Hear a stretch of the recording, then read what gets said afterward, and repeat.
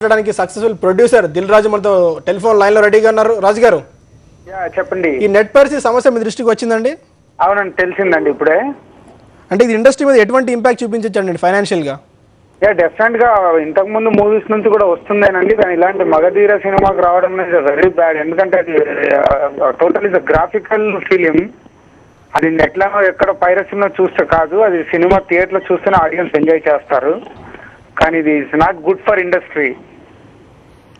అంటే as industry person గా రాజు గారు, మీరు ఎటువంటి చర్యలు తీసుకుంటే ఈ పైరసీని ఆపొచ్చు అనే ప్లాన్లు ఏమైనా ఉన్నాయి మీకు? సో ఆల్మోస్ట్ ఇంతకు ముందు చాలా వర్కౌట్ చేసామండి. మళ్ళీ మొన్నే రాజమౌళి గారు నేను కూడా మాట్లాడుకున్నాము దీని విషయంలో. ఒక 3-4 days లో ఒక పెద్ద ఎత్తున మీటింగ్ చేసి దాన్ని ఏదో రకంగా ఆపాలండి. ఆపితేనే తెలుగు సినిమా ఇండస్ట్రీకి మంచిది.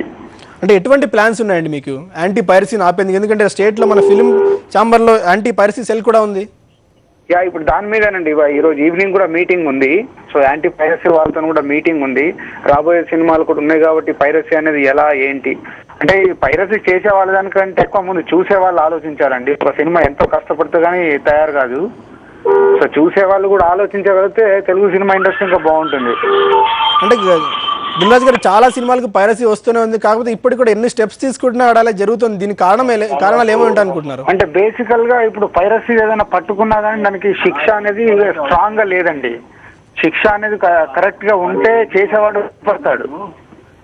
ప్రధానంగా ఒకసారి దిల్ రాజు గారు, ఒక సినిమా పైరసీ సీడీ బయటకు వచ్చి లేదంటే పైరసీ డౌన్లోడ్ అయ్యి ఇంటర్నెట్ లో ఇన్కమ్ పరంగా ఎటువంటి ఇంపాక్ట్ ఉండొచ్చండి మీకు యాజ్ ఎ ప్రొడ్యూసర్ గా? నా క్యాల్కులేషన్ ప్రకారం ఆల్మోస్ట్ ఒక 20% లూజ్ అవుతుందండి. ఒక సక్సెస్ఫుల్ సినిమాకి రావాల్సిన రెవెన్యూ ఒక 20% లూజ్ అవుతున్నాం. అంటే ఎంతో ఇంకా మంచి మంచి సినిమాలు రావాల్సిన ఆగిపోతున్నాయి మన రెవెన్యూ సరిగ్గా రాకపోవడం వల్ల.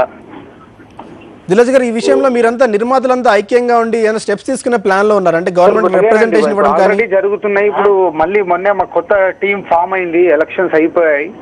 సో ఇమీడియట్ గా ఛాంబర్ లో అది దాన్ని దృష్టి తీసుకొని వెళ్తున్నామండి ముందుకి.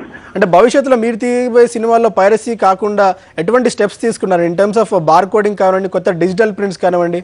డిజిటల్ ప్రింట్ లో మాక్సిమం చేయొచ్చండి. అంటే ఇప్పుడు ఏమైపోయిందంటే నంబర్ ఆఫ్ ప్రింట్స్ మేము రిలీజ్ చేయడం వల్ల ఈ హైప్తో దాన్ని ఎక్కడో ఒక దగ్గర ఎవరో ఒకరు చిన్న చిన్న దానికి కక్కుర్తి పడి చేస్తుంది ఇది. సో దాన్ని కంట్రోల్ చేయాలంటే ఇప్పుడు ఎగ్జిబిటర్స్ ఇన్వాల్వ్మెంట్ కూడా కావాలని అడుగుతున్నాము. మేబీ ఎగ్జిబిటర్స్ కూడా ఇంక్లూడ్ అవుతే డెఫినెట్ గా పైరసీని కంట్రోల్ చేయొచ్చండి. థ్యాంక్ యూ దిల్ రాజు గారు. ఇది మగధీర పైరసీ రిలీజ్ సంబంధించి పైరసీ దొంగతనం లాంటిదని డౌన్లోడ్ చేసుకోవద్దని వాళ్ళు ప్రేక్షకుల గురించి చేస్తున్నారు. ఇక మరిన్ని అప్డేట్స్ కోసం చిన్న బ్రేక్ తీసుకుందాం.